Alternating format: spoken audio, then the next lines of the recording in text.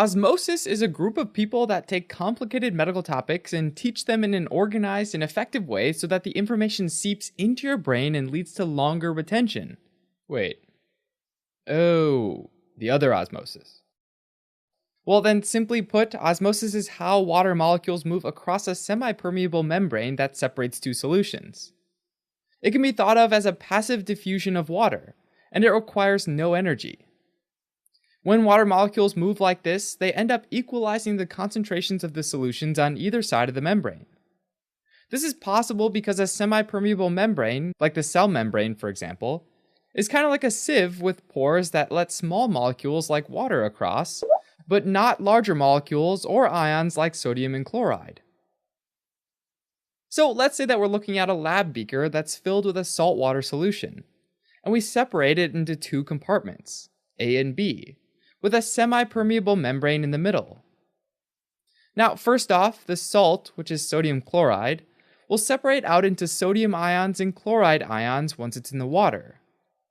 And since the concentration of sodium and chloride ions is the same on either side of the membrane, we say that A and B are isotonic to each other. Now, inside the two compartments, water molecules and sodium and chloride ions are moving around and bouncing off each other. It's kind of like two big dance parties happening in two adjacent warehouses that are connected by doors that are semi-permeable, meaning that the water molecules can get through but not larger sodium and chloride ions. Now, some of the water molecules might go through one of those doors, to go from party A to party B. And some water molecules might go in the other direction, from party B to party A. But the truth is that water molecules aren't particularly drawn to either compartment, because crossing the membrane to go one way is just as easy as crossing the membrane to go the other way. We call this point equilibrium, and in this particular state, the net movement of water across the membrane is zero. But what if we were to add some additional salt, or sodium chloride, inside only compartment A? A now has more solute than B, and we would say that A is hypertonic compared to B, and conversely that B is hypotonic compared to A. And what we'd notice over time is that because A has more sodium and chloride ions, its osmotic pressure increases. The result is that we'd see a bigger net migration of water molecules over to side A. We say net migration because water molecules are still going back and forth between the two sides, but overall more water molecules will end up staying on side A. Once there's enough water that the concentration of salt on the two sides is equal once more, then the net movement of water across the membrane goes back to being zero, and the two sides are isotonic to one another again. So far, so good. But now there's the bigger question. Why do water molecules end up staying more on side A? The answer to this has to do with kinetic energy and entropy. Kinetic refers to the fact that water molecules, as well as sodium and chloride ions, have a tendency to want to move around. And entropy plays a role because this movement is disordered, or random, so that over time the water molecules and ions move every which way. You can think of each molecule or ion like a toddler. You know it's going to move, but you can't really predict its next move, or where it might end up 2 minutes later. Now, going back to the experiment, when we initially added more salt, there were relatively more sodium and chloride ions on the hypertonic side, or side A. Now we know that sodium and chloride ions are too large to pass through the pores in the membrane. But in addition to that, and this is the important part, the ions actually end up slightly blocking or interfering with water molecules that want to go from one side to the other. That's because the ions are so large that as they're bouncing around, they literally get in the way of the door. It's like a party goer that's unable to leave a party but also blocks the 5-foot area around the door, making it hard for others to leave the party as well.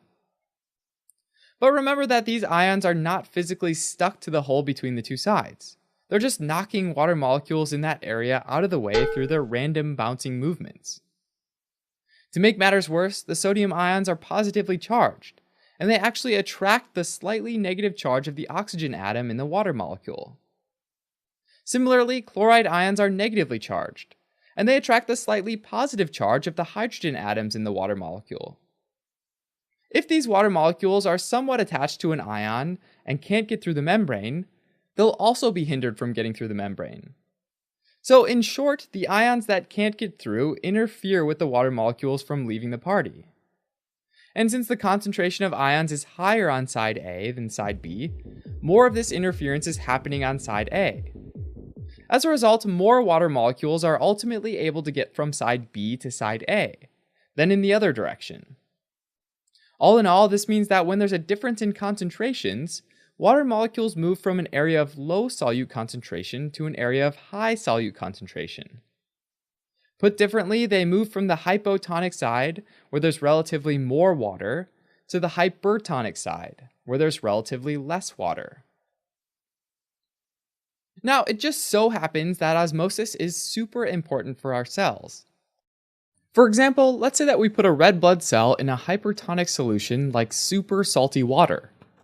Right away, there would be a net movement of water molecules out of the cell, leaving our cell dried out and shriveled. On the other hand, let's say that we put a red blood cell in a hypotonic solution, like pure water. This time there'd be a net movement of water molecules into the cell, making it swell up and eventually burst, neither of which are good ways to go. Just like Goldilocks, our cell would prefer something in the middle, which is an isotonic solution, like the intravenous fluids that are used in hospitals. These fluids have sodium chloride in a concentration that's similar to the solute concentration inside the cell. In this situation, the net movement of water inside and outside of the cell is zero, so the cell continues to live comfortably. Alright, as a quick recap. Osmosis refers to the movement of water molecules across a semi-permeable membrane that separates two compartments of fluid. It can be thought of as passive diffusion of water, and it requires no energy. The side that has more solutes will prevent water molecules from leaving, and as a result, there'll be a net movement of water to the hypertonic side. Over time, the movement of water molecules from the hypotonic to the hypertonic side will equalize their concentrations.